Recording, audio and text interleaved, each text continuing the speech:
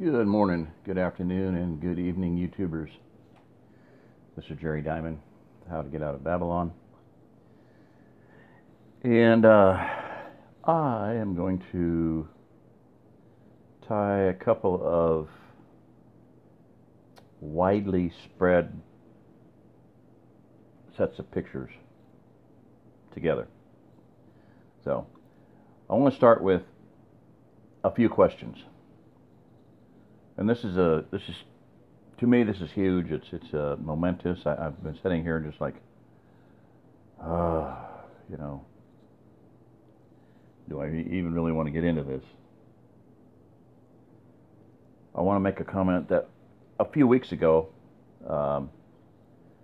when I was doing I did a couple of videos on infrared photography, and I also did some videos on my dear little troll friends. My DLF, dear little friend, is from Chronicles of Narnia, Prince Caspian. But anyway, my dear little friends. But in one of those videos, and I if anybody happens to know, maybe mention it to me, but let me know which one. But I made the comment that I basically made a prediction, that the firmament is going to speak forth, I think is how I phrased it. The firmament is proof. It's one of the things that it shows his handiwork. What is handiwork? Well, a carpenter beats nails and makes houses, and a blacksmith beats iron into horseshoes and swords and drills and plowshares. So that's kind of the picture there. The heavens declare the glory of God, and the firmament showeth his handiwork. Psalms 19, verse 1.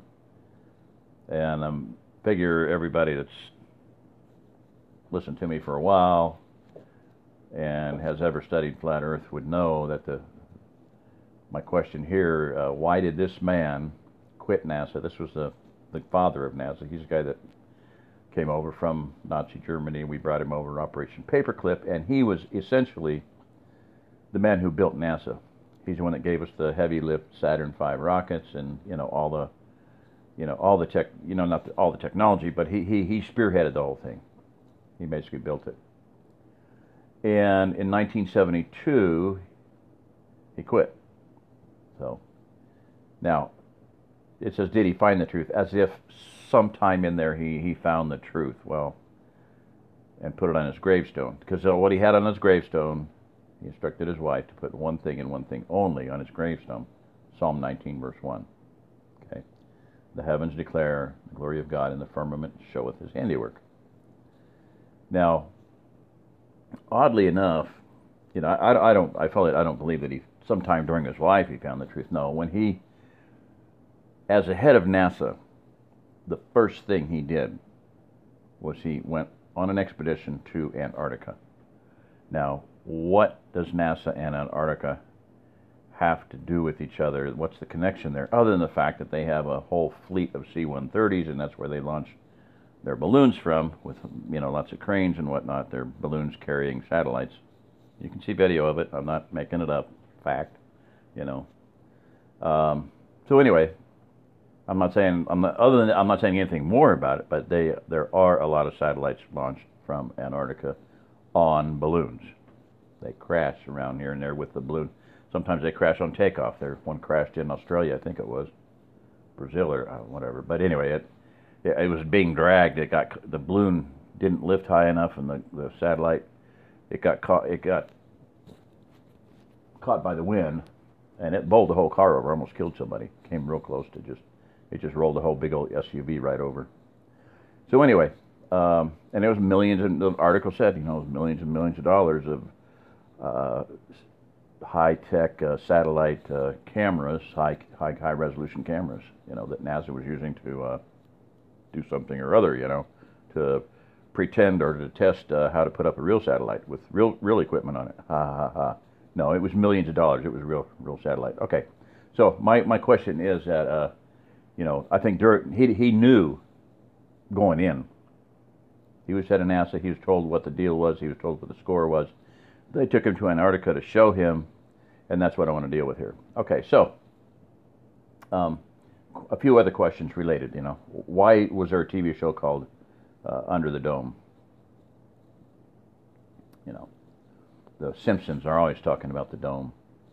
Guy hits a home run and it goes up and cracks the dome, and whale, swordfish, turtle, dolphins flow through and flood the whole stadium, flood the whole world. Ever wonder why a rainbow is shaped like a dome?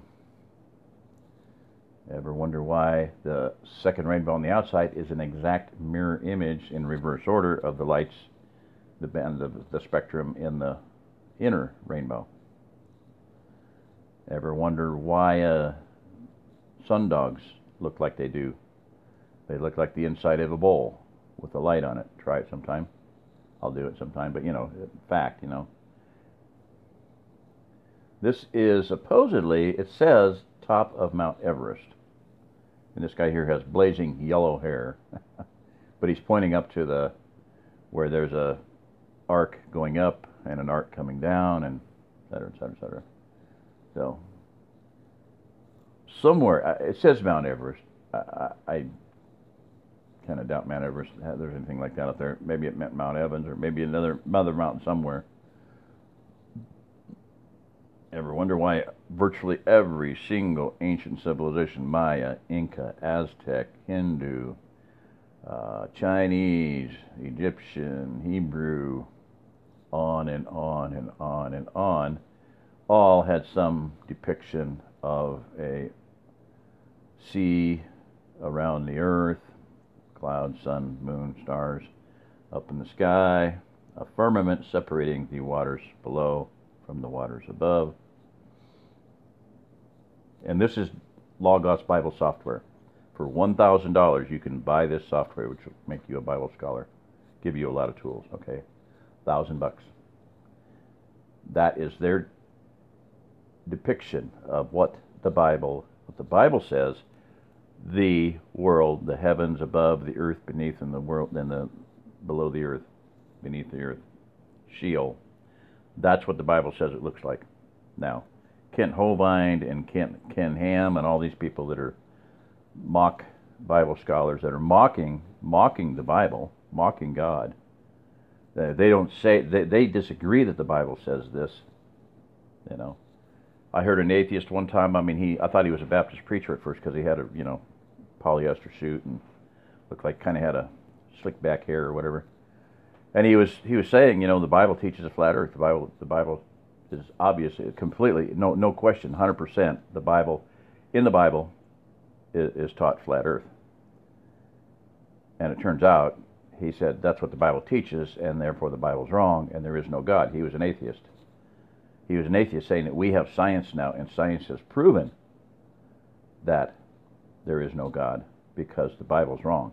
God could not write a book with that many errors in it. Science has proven that there is no God. Not Ray Nitsky, Green Bay Packers.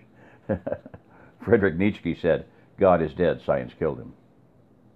So, all right. Canopy of the sky, roof or dome. This is from the Quran. Many versions of the Quran describe the sky as being like a canopy, roof, or dome. Here's another one. Waters above the firmament, waters below the firmament, stars, sun, and moon set in the firmament, which is exactly what it says in the book of Genesis. I'm going to be dealing with that. So I'm not going to hit this real heavy, but, here's a depiction.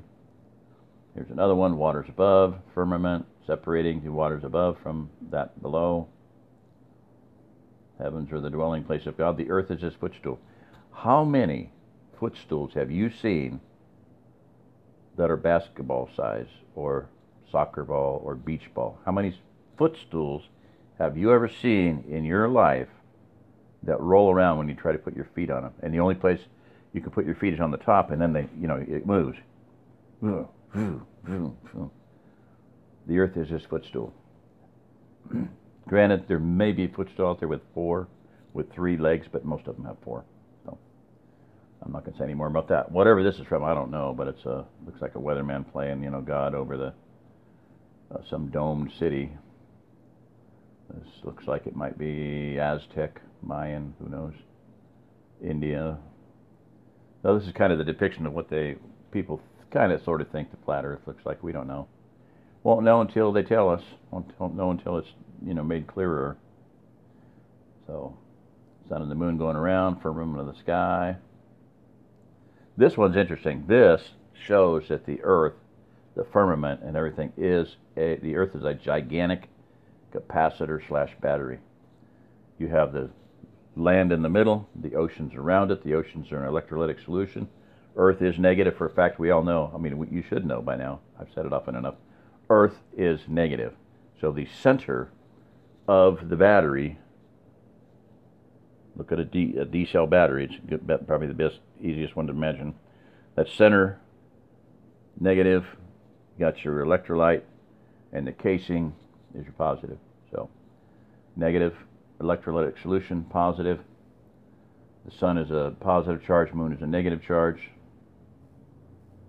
So, all right. So here's another question I have for y'all. So, you claim to be a Christian. And you can see these pictures here. Do your own research on it. John Glenn, Buzz Aldrin, every single one of them, Neil Armstrong, are Lucifer worshiping Freemasons who take a blood oath to not roll over on their beliefs or whatever they've been indoctrinated into. You can see them wearing the Freemason apron, the Masonic apron, skull and bones, on and on and on. So, you refuse to believe, and Ken Ham, I'm calling you out, Kent Holbein, you guys refuse to believe what it says in the Bible, right? Logos Bible software. You absolutely and utterly refuse to believe what the Bible says, but you believe blood oath swearing Freemasons who worship Lucifer. Okay. I think you're going to be in trouble with that one. Seriously. I mean, that's not, and that's a fact. I mean, Answers in Genesis. Ken Ham's Answers in Genesis. His ark thing is just going down the tubes. He built an ark in Kentucky. $100 million to build an ark.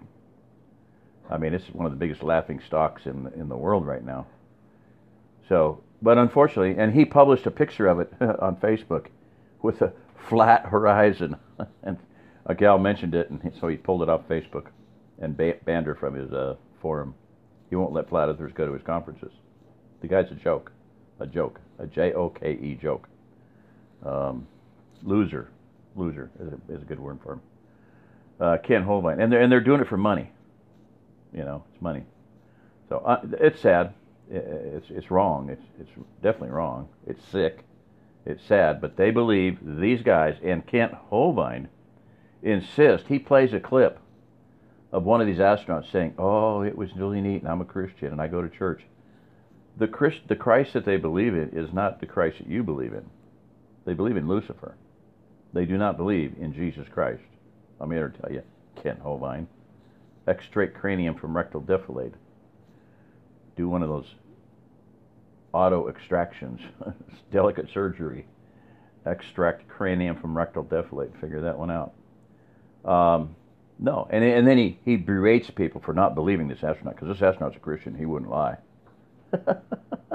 They've taken a blood oath to lie. Jeez. Okay. I have a question. Hast thou with him spread out the sky, which is strong, and as a molten looking glass under the dome? Cut a cow in half. Truck slams into it. Airplanes crash into it. They don't crack. So, here's an interesting one. The complete works of Flavius Josephus. Book 1, Chapter 1, entitled The Constitution of the World and the Disposition of the Elements, Josephus wrote, "After this, on the second day, he, God, placed the heaven over the whole world and separated it from the other parts, and he determined it should stand by itself.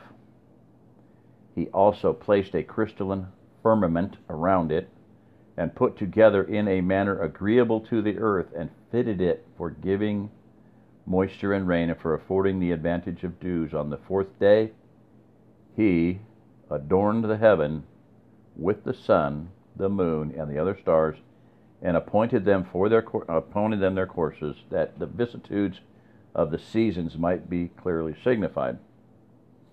He put them up there for signs and seasons, days and years.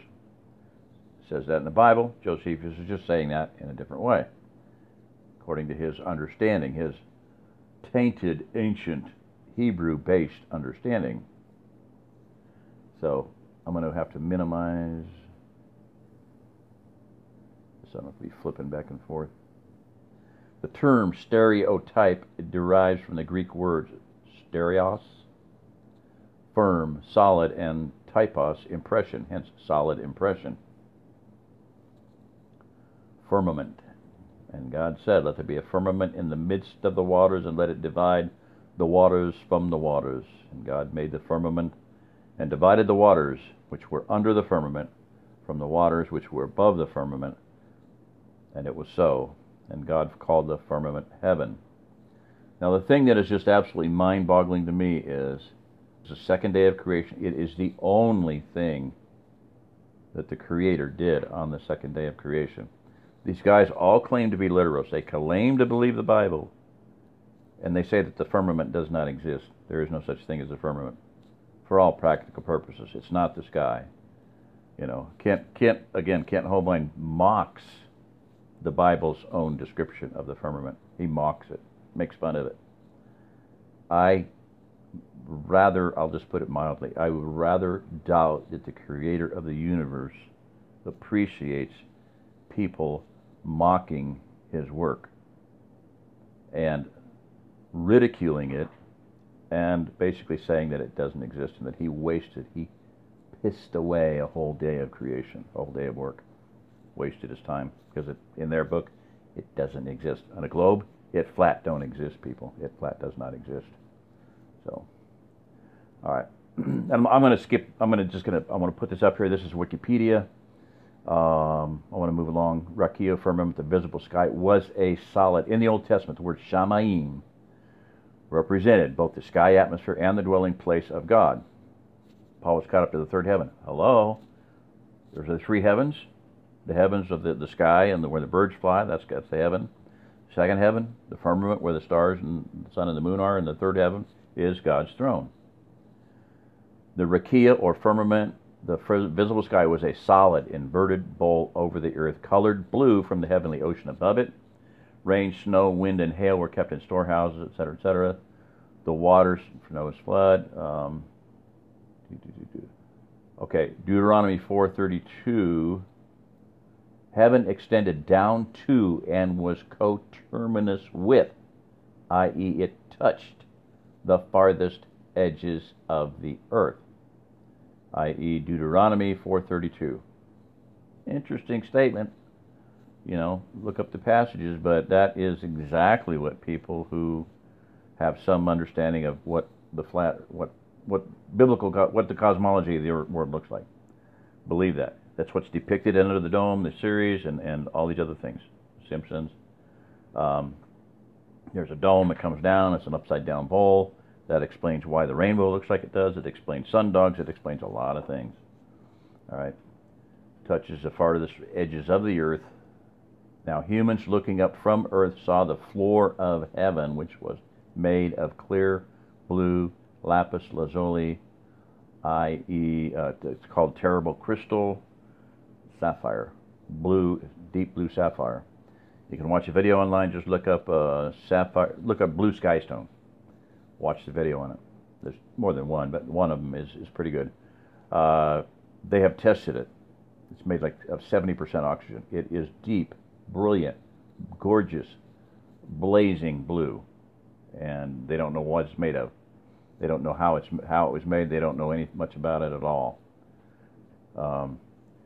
Firmament of heaven spread out like a hemisphere above the earth, like a splendid and pellucid sapphire, to which the stars were supposed to be fixed, and over which the Hebrews believed there was a heavenly ocean. All right, so moving right along. Now, Braun Driver Briggs, one of those was from Gesenius, which is a lexicon. Braun Driver Briggs is like the, liberal scholars, but the accepted, classic, greatest lexicon out there for the Old Testament. Okay. Now it would be, you could also look up Kittle's, Keil and Delitzsch. Yeah, liberal German work, but it's the commentary in the Old Testament, and that would give a lot of stuff too. But this says extended surface, expanse, solid, as if beaten out. Okay, construct, built. Firmamentum, which means strong. Flat expanse, as if of ice, compared as base support, blah, blah, blah, compared to supporting the throne. Okay, the vault of heaven, too. Vault of heaven, or firmament, regarded by Hebrews as solid and supporting waters above it. Why did they believe that? I don't know. Because God said so in the Bible. So, once again, I ask, why did this man quit NASA in 1972? And why did he put one thing and one thing only on his tombstone? The heavens declare the glory of God, and the firmament show his handiwork. Part 2 coming up.